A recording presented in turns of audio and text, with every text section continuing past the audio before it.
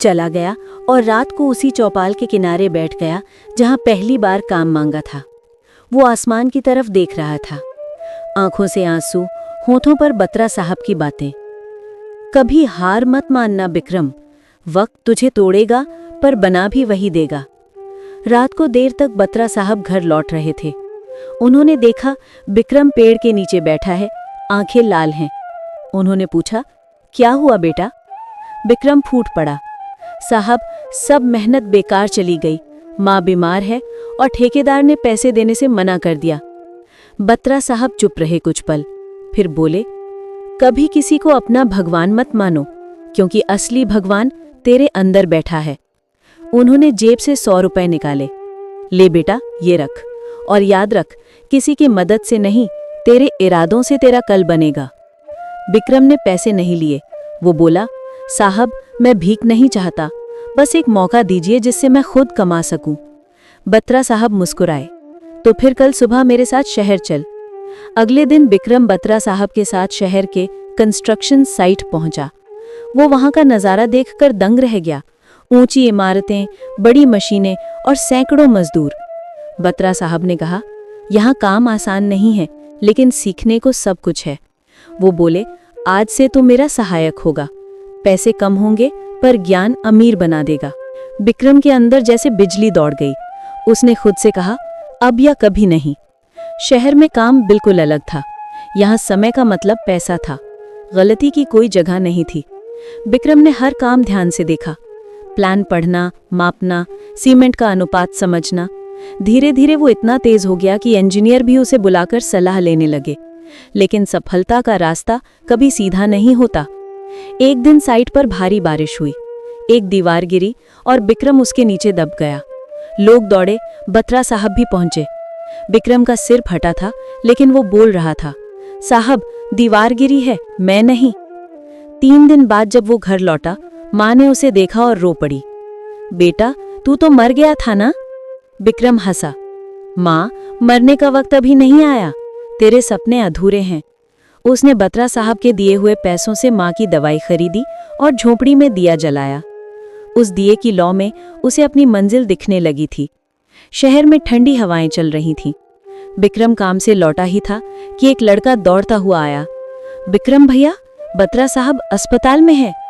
उसके पैरों के नीचे से जमीन खिसक गई, हाथ से रोटी की थाली छूट गई और वो बिना कुछ सोचे दौड़ पड़ा। अस्पताल पहुंचा। बत्रा साहब ऑक्सीजन पर थे, चेहरा सफेद पर मुस्कान वही थी जो हमेशा थी। बिक्रम, उन्होंने धीरे से कहा, तू आ गया। बिक्रम ने लोते हुए उनका हाथ थाम लिया। साहब आप ठीक हो जाएंगे, मैं डॉक्टर से बात करता हूँ। बत्रा साहब ने उसका हाथ कसकर पकड़ा। नहीं बेटा, अब वक्त आ गया है कि तू अकेला लड़े। उनकी सांसें तेज होने लगी। याद रख, अगर तू सच में हीरा बनना चाहता है तो अपने जख्मों को ताकत बना, डर को नहीं।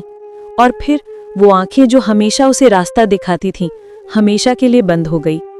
उस रात बिक्रम नहीं सोया। वो अस्पताल के बाहर बैठा रहा, बारिश में भीगता रहा।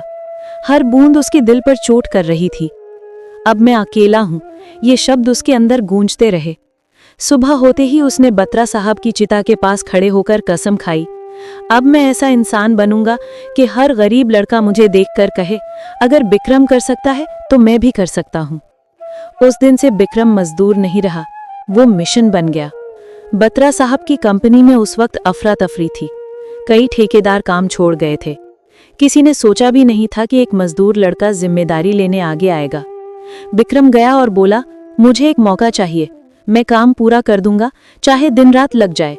कंपनी के अफसर हंसे, तू एक ठेकेदार बनना चाहता है? बिक्रम बोला, साहब ठेकेदारी पैसे से नहीं होती, भरोसे से होती है, और मुझे खुद पर भरोसा है। लोग हंसते रहे, पर किसी को नहीं पता था वो हंसी एक दिन तालियों में बदलने वाली थी। काम बड़ा था। शहर के किनारे एक स्कूल की बिल्डिंग बनानी थी। समय सिर्फ 3 महीने, और मजदूर सब बिक्रम जैसे गरीब लोग, जिन्हें कोई लीडर नहीं मानता था। बिक्रम ने कहा, हम सब मजदूर नहीं हैं, हम निर्माता हैं। उसने सबसे पहले अपने साथियों का हौसला बढ़ाया। रात दिन काम चला। कभी वो खुद ईंटें उठाता, कभी मजदूरों के लिए चाय बनाता। धीरे धीरे सब उसे साहब कहने लगे, पर विक्रम हर बार कहता, मुझे साहब मत कहो, मैं भी तुम जैसा हूँ, बस सपने थोड़े बड़े हैं। गर्मी का मौसम था, पसीना बहता, ईंटें तड़कती और लोग हार मानते, पर विक्रम रोज वही बात दोहराता, थकना मना है क्योंकि ये इमारत सिर्फ स्कूल नहीं, हमारी किस्मत की नींव है। एक दिन इंजीनियर आया। विक्रम, तूने नाम तो बना लिया, पर 3 महीने में काम खत्म नहीं होगा। विक्रम बोला, अगर मैं वादा कर दूं तो वक्त भी मेरी बात मानता है।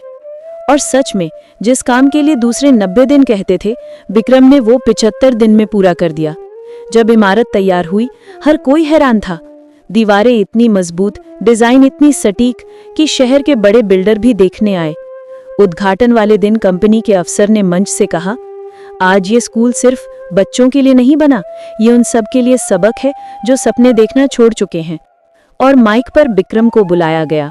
वो कांपते हाथों से मंच पर आया, चेहरे पर धूप का रंग, आंखों में चमक। उसने बस एक लाइन बोली, मैंने सीखा है कि ईंटें सिर्फ दीवार नहीं बनाती, अगर इरादा सच्चा हो तो वो इंसान की तकदीर भी बना देती हैं। तालियां गूंज उठीं। कंपनी ने उसी वक्त उसे स्थायी ठेकेदार बना दिया। रात को विक्रम अकेला बैठा था, हाथ में वही पुराना गमछा जो वो तब लेकर चलता था जब किसी ने उसे काम नहीं दिया था। उस गमछे को सीने से लगाकर बोला, साहब मैंने कर दिखाया। और उसी वक्त आसमान में तारा टूटा, जैसे बत्रा साहब का आशीर्वाद उस पर बरस गया हो।